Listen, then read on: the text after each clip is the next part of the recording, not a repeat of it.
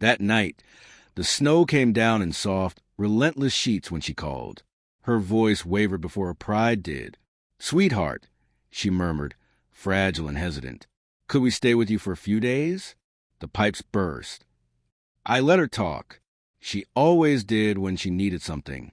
When the silence finally came, I spoke evenly. "There's no space for you here, Mom." The pause that followed was sharp and cold, the same kind of silence she once used to control me when I was a child. Only this time it belonged to me. My mother was never cruel in obvious ways. Her cruelty came wrapped in civility, a polished smile, a soft tone that carried daggers. When I married young, she'd said, "You'll see, dear, he's too good for you." When my children were born, she warned, "You're not ready. They'll pay for it." And every Christmas, she'd remind me, "Sorry, honey, there's no room for your kids here this year." So we stayed home, decorating our tiny apartment with cheap tinsel and pretending it didn't sting. But I saw my kids' faces fall each time she posted pictures of her real family. My brother, his flawless wife, their smiling children in matching sweaters. She always had room for them, never for us. When my father died, the favoritism became impossible to ignore. His will was simple. Everything went to her. Fair enough. But when she later passed the house on, she gave it to my brother. "You already have a place," she said, as though stability were something to punish. I didn't argue. I watched as my brother and his wife moved in, repainted Dad's study, destroyed his shelves, and turned his quiet refuge into a wine cellar. I told myself I didn't care. That changed one afternoon when I brought my youngest to visit. He ran toward the kitchen, calling for her. She stopped him at the doorway, hand on his shoulder. "Not now, sweetheart," she said. "You'll dirty my floors." That was the moment it all hardened inside me, the ache turning into something sharper. I stopped visiting, stopped calling, but I didn't disappear. Instead, I learned how retirement had treated her.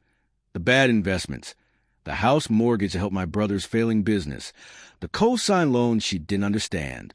My brother had refinanced the house in his own name, quietly, legally, and when I found out, I didn't warn her. Why would I? The woman who'd told me there was no room for me was about to learn what it felt like to have nowhere to go. I waited for her to call, not out of love, but desperation. When she finally did, voice trembling as she cried about her ungrateful son, who sold her home out from under her, I played the dutiful daughter. "I'm so sorry, Mom," I said softly. "I'll help you." And I did. I managed her paperwork, found her a rental, oversaw her finances. She called me her lifeline. What she didn't realize was that every document she signed, every form she approved, bound her closer to the debts that were already hers. I didn't forge anything. I simply let her trust me. Completely.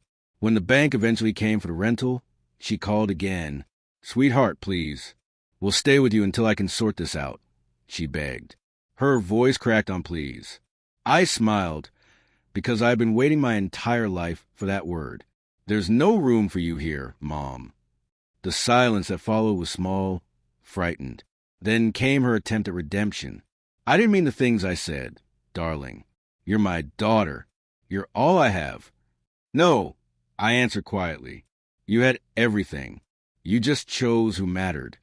Her sobs came soft and shallow, the kind she used to fake for sympathy.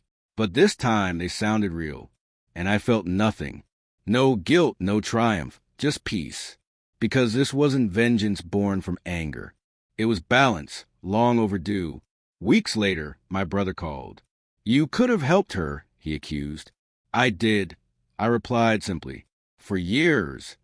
Then I hung up. Outside, the snow was falling again, slow, deliberate, quiet. Inside, laughter filled the rooms, my children's laughter, the sound she'd always called too loud. Now it echoed freely, warmly. And as I watched the snow settle outside, I whispered to the past, "There's no room for your cruelty here anymore." She taught me what it felt like to be excluded. I just returned the lesson. Perfectly.